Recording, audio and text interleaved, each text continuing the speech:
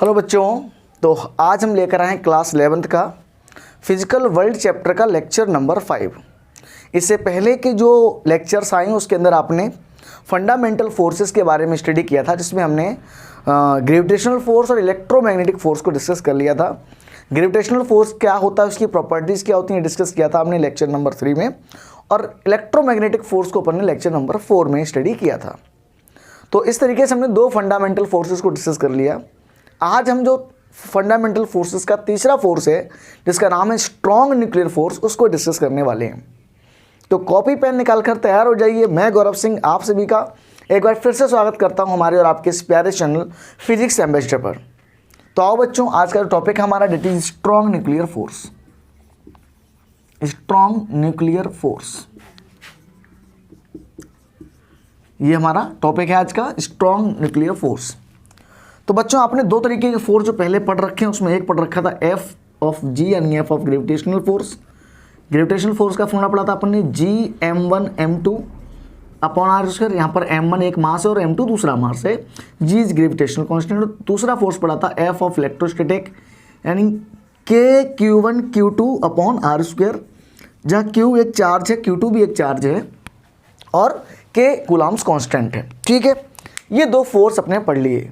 हमने एक चीज़ और भी पढ़ी थी इसके अंदर कि ये जो फोर्स होता है वो हमेशा अट्रैक्टिव होता है, जबकि ये फोर्स अट्रैक्टिव और रिपल्सिव दोनों में से कुछ भी हो सकता है। डिपेंड करेगा कि इनमें चार्ज कौन सा आपने लिया है या आपको कौन सा चार्ज दिया गया है। सेम चार्ज हैं तो रिपेल करेंगे और अपोजिट चार्ज हैं तो अट्रैक्ट करेंगे। अब हम बात करते हैं स्ट्रॉन्ग न्यूक्लियर फोर्स की बच्चों। तो स्ट्रॉन्ग न्यूक्लियर फोर्स जो है, इसका नाम पहले तो स्ट्रॉन्ग क्यों है और ये न्यूक्लियर फोर्स है। देखो, अगर ये न्यूक्लियर फोर्स है तो जाहिर सी बात है कि ये किसी ना किसी तरीके से न्यूक्लियस से रिलेटेड होगा।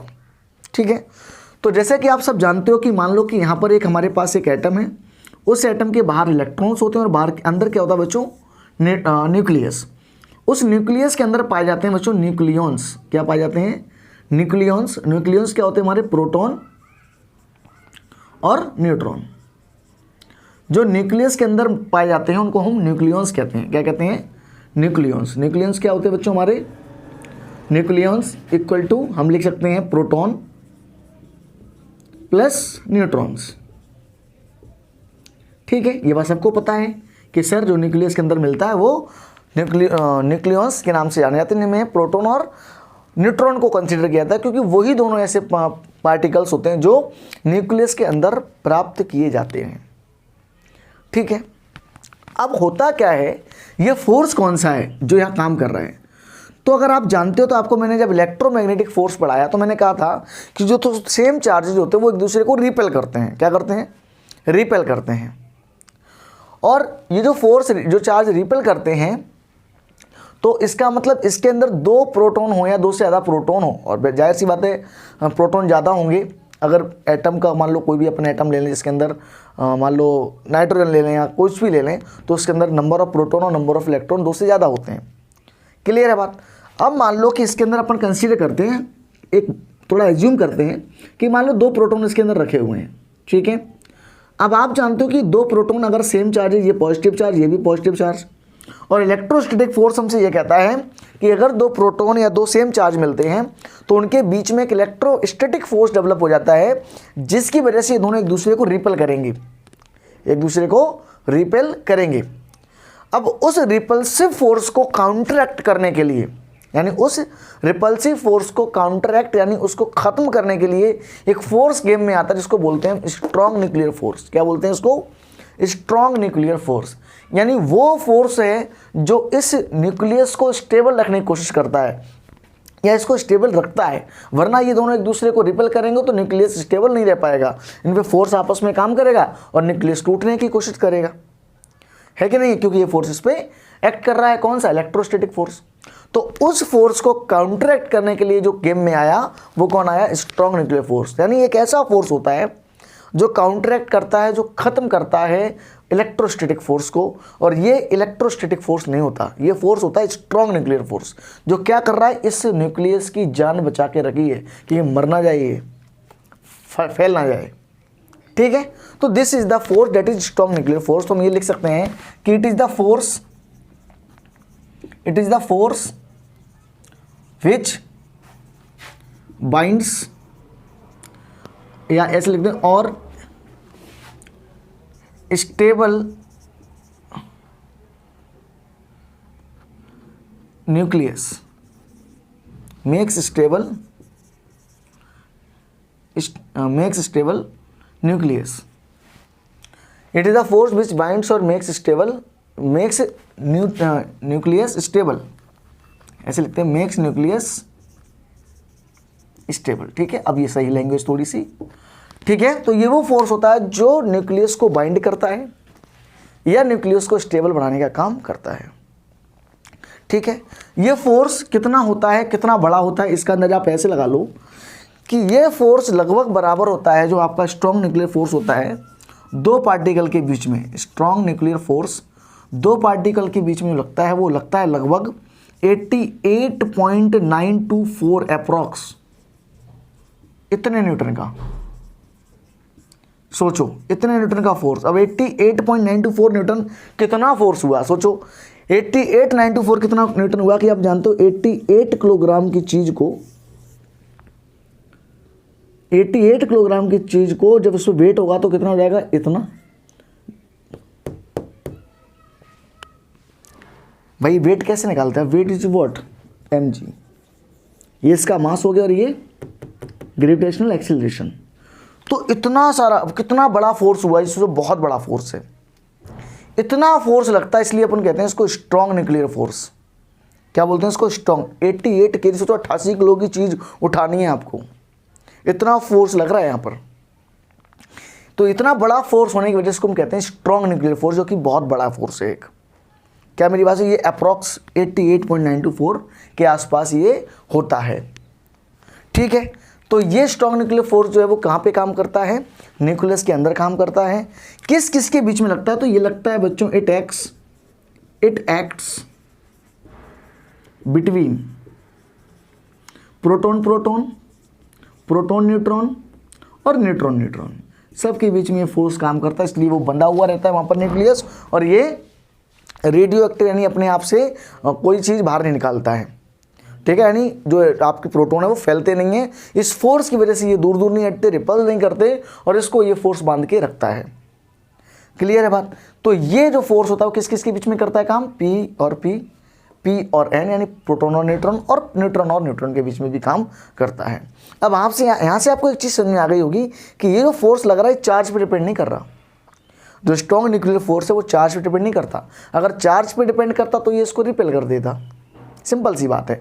तो इसलिए ये चार्ज इंडिपेंडेंट है, चार्ज डिपेंडेंट नहीं है, चार्ज इंडिपेंडेंट है, कोई लेना देना नहीं है इसका चार्ज से, ये चार्ज इंडिपेंडेंट फोर्स होता है, ठीक है। और आप एक चीज़ और भी यहाँ से निकाल सकते हो कि ये बहुत ही शॉर्ट रेंज फोर्स है। शॉर्ट रेंज मतलब बहुत कम दूरी पे काम करता है, यानी इस न्यूक्लियस की जो रेडियस होगी लगभग उसके आसपास। सोचो, इसके अंदर ही अंदर काम करता है, बाहर थोड़ी, इलेक्ट्रॉन पे थोड़ी ये फोर्स काम कर रहा है, ये फोर्स सिर्फ इतने पे काम कर रहा है, ठीक है। तो ये बहुत ही शॉर्ट रेंज फोर्स है। और क्या समझ सकते हैं इसके बारे में, हम ये भी जान सकते हैं इसके बारे में कि इसकी रेंज बहुत शॉर्ट है और ये फोर्स एक लिमिट तक ही काम करता है, एक लिमिट तक काम करता है। अगर if number of protons is more than 83, then nucleus become, कैसा हो जाएगा, अनस्टेबल। क्या बताया मैंने कि अगर यहां पर 83 मतलब 83 प्रोटॉन्स हैं उस टाइम तक तो ये स्टेबल रहता है। मतलब मैक्सिमम नंबर ऑफ की बात करें प्रोटॉन्स की तो कितने इस न्यूक्लियस के अंदर रह सकते हैं, 83 के बाद क्या होता है, इनका फोर्स जो होता है वो रिपल्सिव वाला ज़्यादा काम में आ जाता है, फिर ये न्यूक्लियस अनस्टेबल हो जाता है। और जब न्यूक्लियस अनस्टेबल हो जाएगा तो क्या होगा, वो रेडिएशन करना स्टार्ट कर देगा एनर्जी की, तब हम कहते हैं कि वो रेडियो एक्टिव एलिमेंट बन गया। क्या बन गया वो, रेडियो एक्टिव एलिमेंट। कब, जब number of proton is more than 83, number of proton is more than 83, तो उस टाइम ये कैसा हो जाता है बच्चों, न्यूक्लियस अनस्टेबल हो जाता है और ये रेडियो एक्टिव एलिमेंट में कन्वर्ट हो जाता है, ठीक है। इसका एग्जांपल आपको बताऊं, जैसे कि फ्यूजन जो कि सन पे होता है, आप जानते हो सन पे। अब एक बात सोचो, जो इस पोजीशन में रखने के लिए बहुत ज़्यादा फोर्स लगा हुआ होगा, भाई 88.924 के अप्रॉक्स का फोर्स लगा हुआ है इसके अंदर। आप सोचो जब ये न्यूक्लियस टूटेगा तो कितनी एनर्जी रिलीज करेगा। इतने फोर्स से कोई चीज़ बंधी हुई है एकदम छूट जाए तो क्या बहुत सारी एनर्जी रिलीज करेगा। यही एनर्जी जो होती है वो फ्यूजन के टाइम पे होती है। जब सन में जब फ्यूजन होता है बार बार हाइड्रोजन एटम्स का हीलियम के साथ, तो उसमें क्या होता है बच्चों, ये जो टूटता है रेडिएशन होती है वो इतनी सारी एनर्जी रिलीज करता है क्योंकि ये फोर्स बहुत ज़्यादा है, और उस एनर्जी की वजह से ही बहुत ज़्यादा क्या होता है एनर्जी रिलीज होगी तो वहाँ का टेम्परेचर इंक्रीज होगा। टेम्परेचर इंक्रीज होगा मतलब वहाँ हॉटनेस बढ़ेगी, जिसकी वजह से सूरज जो है बहुत गर्म है। ठीक है, तो ये वो फोर्स है जो क्या करता है न्यूक्लियस को बाइंड करने का काम करता है। किस पे काम करता है, प्रोटॉन प्रोटॉन न्यूट्रॉन न्यूट्रॉन और प्रोटॉन और न्यूट्रॉन पे, यानी न्यूक्लियस के अंदर अंदर काम करता है। बहुत ही शॉर्ट रेंज फोर्स होता है जो बहुत ही कम दूरी पे काम करता है। ठीक है, अब इसकी प्रॉपर्टी लिखेंगे तो मैं आपको लिखा दूंगा। ठीक है, उसके अलावा बहुत भारी फोर्स है क्योंकि आपको दिखा दिया मैंने, क्योंकि लगभग इतना फोर्स, और इतना फोर्स का मतलब होता है बहुत बड़ा फोर्स है कि नहीं। 88 Newton, it long it is very heavy force. ठीक है, तो ये सारी चीज़ें हमको याद करनी है। ठीक है, इसका स्क्रीनशॉट लेके आप नोटबुक में लिख लो। ठीक है, आगे बढ़ते हैं अपन। तो हमने क्या देखा कि जो स्ट्रॉन्ग न्यूक्लियर फोर्स है बड़े ही काम का फोर्स है, क्योंकि अगर ये नहीं होता तो न्यूक्लियस स्टेबल नहीं रहता, और न्यूक्लियस स्टेबल नहीं रहता तो हर जगह रेडिएशन होती है, और अब तक तो पता नहीं क्या हो जाता है ना। अब हम बात करेंगे इसकी कुछ प्रॉपर्टीज़ की। किसकी बात करेंगे, कुछ प्रॉपर्टीज़ की। तो पहली प्रॉपर्टीज अगर मैं लिखूं, पहली यहाँ पर मैं लिखता हूँ प्रॉपर्टीज, आप हेडिंग डालेंगे प्रॉपर्टीज। प्रॉपर्टीज क्या लिखेंगे, प्रॉपर्टीज। और फर्स्ट पॉइंट, ठीक है, फर्स्ट पॉइंट हम लिखेंगे कि they are charge independent. They are charge independent. ठीक है, ये चार्ज इंडिपेंडेंट होते हैं। चार्ज का कोई मतलब ही नहीं है कि ये पॉजिटिव चार्ज नेगेटिव चार्ज, इससे कोई मतलब नहीं है। ये एक अलग टाइप का फोर्स है जो चार्ज से अलग होता है। चार्ज का इससे कोई मतलब नहीं होता, इसलिए इनको बोलते हैं चार्ज इंडिपेंडेंट फोर्स। ठीक है, दूसरा पॉइंट अगर अपन लिखें तो दूसरा पॉइंट हम लिखेंगे कि they are the strongest force. ये बहुत ही स्ट्रॉन्ग फोर्स होते हैं। They are the strongest force. They are the strongest force. ये फोर्स जो है, जो इलेक्ट्रोमैग्नेटिक फोर्स होता है उससे लगभग 100 गुना बड़ा होता है, उससे लगभग 100 गुना। They are the strongest force about 100 times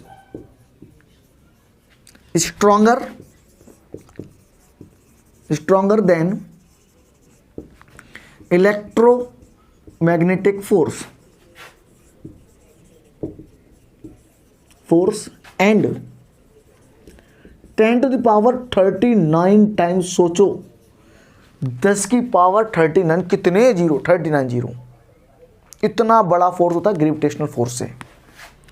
10 to 39 times stronger than gravitational force. बहुत बड़ा फोर्स है। तो क्या देखा कि ये चार्ज इंडिपेंडेंट है। स्ट्रॉन्गेस्ट फोर्स होते हैं लगभग 100 गुना किससे बड़ा होता है, ये इलेक्ट्रोस्टैटिक फोर्स से। और 10 to the power 39 टाइम्स किससे बड़ा होता है, ग्रेविटेशनल फोर्स से। और चाहो तो ये भी लिख लो कि it is 10 to the power 13 times stronger than कौन सा फोर्स बच गया हमारा, weak nuclear force. Weak nuclear force भी हम इसके बाद वीक न्यूक्लियर फोर्स जो डिस्कस करेंगे, जो वीक न्यूक्लियर फोर्स डिस्कस करेंगे उससे लगभग 10 की घात 13 गुना बड़ा होता है। तो इसका मतलब ये स्ट्रॉन्ग क्यों है, क्योंकि ये सबसे बड़ा है फोर्स। इलेक्ट्रोस्टैटिक से 100 गुना ज़्यादा, ग्रेविटेशनल से 10 to the power 39 टाइम्स ज़्यादा, और इससे 10 की घात 13 गुना ज़्यादा, 10 to the power 13 times stronger than the weak nuclear force. तो आप अंदाजा ला सकते हो कि कितना बड़ा फोर्स है। पॉइंट नंबर 3 की बात करें अगर हम बच्चों, तो पॉइंट नंबर 3 करेंगे दे हैव शॉर्ट रेंज, या they are short range force. They are short ranged force. ठीक है, they acts under the range या under the distance of 10⁻⁻15 metre. अब 10⁻⁻, यानी 10 की पावर -15 का मतलब हुआ बहुत छोटी सी डिस्टेंस, 1 मीटर इतना बड़ा, और उसमें कितना डिवाइड करो, 10⁻15 का डिवाइड करो, तो जो रेंज प्राप्त होगी बहुत छोटी होगी, जो कि किसकी होती है, न्यूक्लियस की, रेडियस के आसपास न्यूक्लियस के साइज के बराबर की होती है। तो इसलिए कह सकते हैं ये बहुत ही शॉर्ट रेंज फोर्स होते हैं। बात समझ में आई। लेकिन अगर इनके जो बीच की डिस्टेंस है वो 0.8 फर्मी, यानी 0.8 इंटू 10⁻⁻15 तो छोटी हो जाए, तो फिर ये कैसे हो जाते हैं, रिपल्सिव हो जाते हैं। कैसे, इसमें बताता हूँ मैं आपको, आप इसको नोट कर लो, ठीक है, आप इसको पॉज करके नोट कर लें। आपको क्या क्या समझ में आया कि भाई ये चार्ज इंडिपेंडेंट होते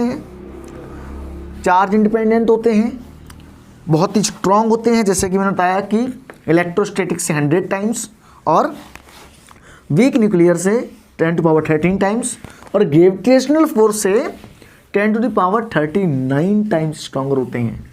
ठीक है, अब हम बात करते हैं इसकी अगली प्रॉपर्टी की। तो हम लिखेंगे कि फोर्थ आएगा यहाँ, तो हम लिखें दे आर बेसिकली, अब आप बताओ उसको जोड़ के रख रहा है, बांध के रख रहा है, तो they are basically attractive in nature. Basically कैसे हैं अट्रैक्टिव हैं, क्योंकि पास रख रहा है, बांध के रख रहा है, तो हम कह सकते हैं basically they are attractive in nature, but if distance is less than 0.8 fermi, then they become repulsive. मतलब अगर 10⁻15 तक ठीक है भाई, चलो हम अट्रैक्ट कर रहे हैं, बांध के रख रहे हैं, लेकिन अगर वो डिस्टेंस 0.8 फर्मी का मतलब 10⁻⁻15 उससे कम डिस्टेंस हो जाती है, तो फिर क्या होगा, ये इनकी जो नेचर है वो कैसी हो जाएगी, रिपल्सिव हो जाती है। अगले की बात करें हम, तो आपने देखा होगा कि वो फोर्स जो हमने पढ़ा था, ग्रेविटेशनल फोर्स या इलेक्ट्रोस्टैटिक फोर्स, वो फोर्स सेंट्रल फोर्सेस होते हैं, पर ये फोर्स सेंट्रल नहीं होते, they are not central forces. अच्छा, वो फोर्स इनवर्स स्क्वायर लॉ को फॉलो करते हैं, they do not obey inverse square law. ठीक है, इनवर्स स्क्वायर लॉ पता है आपको कि डिस्टेंस के स्क्वायर के इनवर्सली प्रोपोर्शनल, तो वो ये इनके अंदर ऐसा कोई काम नहीं है। ये स्क्वायर के इनवर्सली, यानी जो डिस्टेंस होती है उसके स्क्वायर के इनवर्सली प्रोपोर्शनल नहीं होते हैं। ठीक है, 7th पॉइंट की बात करें, दे आर नॉन कंजर्वेटिव। ये कंजर्वेटिव भी नहीं होते, दे आर नॉन कंजर्वेटिव। अब नॉन कंजर्वेटिव का मतलब क्या मतलब हुआ कि इनका वर्क डन है जो पाथ पे डिपेंड करेगा, यानी यहां लिख सकता हूं मैं, work done is path dependent, यानी पाथ पर डिपेंड करता है, जबकि आपका इलेक्ट्रोस्टैटिक फोर्स और ग्रेविटेशनल फोर्स पाथ डिपेंडेंट नहीं था। उस कंडीशन में उसको हम कहते थे कंजर्वेटिव फोर्स, और यहां पर ये जो फोर्स है बच्चों, that is non conservative force. अगले पॉइंट की अगर बात करूं मैं बच्चों, तो अब आपको पता है कि अगले पॉइंट का तो क्या हो जाएगा कि इनको भी मीडिएट करने का कोई पार्टिकल होगा। जैसे कि आपको पता है ग्रेविटेशनल फोर्स के लिए एक हाइपोथेटिकल पार्टिकल लिया था जिसका नाम था ग्रेविटोन, ग्रेविटेशनल फोर्स के लिए। ऐसे इलेक्ट्रॉन के लिए अपन ने देखा था फोटोन। तो दे आर मीडिएटेड बाई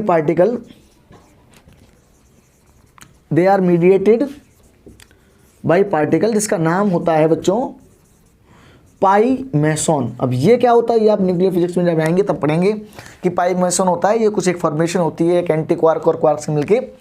ठीक है, ये पॉजिटिव और नेगेटिव और न्यूट्रल जो होती है वो नेचर में पाई जाती है। ठीक है, इसके बारे में हम हायर क्लासेस में जाके स्टडी करेंगे, अपनी जो न्यूक्लियर फिजिक्स पढ़ेंगे वहाँ पर ज़्यादा बेटर से आपको ये चीज़ समझाई जाएगी। तो ये हो गए कुछ खास पॉइंट जो हम जो प्रॉपर्टी है जो याद कर सकते हैं किसके बारे में बच्चों, स्ट्रॉन्ग न्यूक्लियर के फोर्स के बारे में, ठीक है। और इसके अंदर जो एक्स्ट्रा इन्फॉर्मेशन दी थी मैंने वो क्या दी थी बच्चों, ये लगभग 88.924 के आसपास न्यूटन का फोर्स लगाते हैं।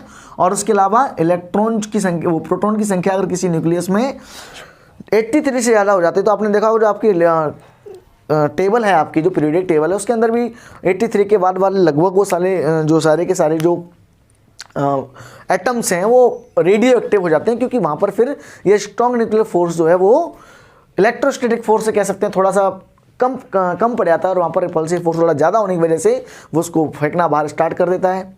और जब रेडियो एक्टिव एलिमेंट हो जाएंगे, मतलब न्यूक्लियस अनस्टेबल हो जाएगा, तो उस कंडीशन में क्या होगा, बहुत सारी एनर्जी रिलीज करेगा, है ना। तो उस कंडीशन में फिर वो रेडियो एक्टिव एलिमेंट बन जाते हैं, या हम कहते हैं वो अनस्टेबल हो जाते हैं, ठीक है। तो यही ये स्ट्रॉन्ग न्यूक्लियर फोर्स में आपको पता इतना भारी फोर्स लग रहा है तो एनर्जी भी ज़्यादा ही रिलीज करेगा।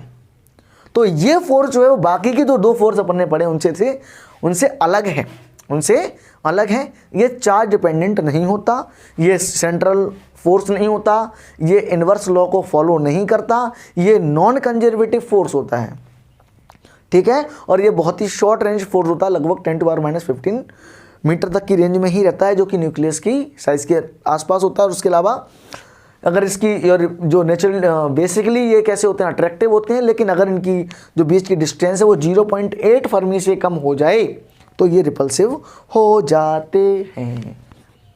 तो this is all about strong nuclear force. I hope you have enjoyed this lecture बच्चों। तो आप पढ़ते रहिए और आते हैं, मिलते हैं अगली वीडियो में। और अगर आपको वीडियो अच्छी लगी हो तो चैनल को प्लीज़ लाइक, शेयर और सब्सक्राइब जरूर करें। All the very best, thank you, safe रहिए।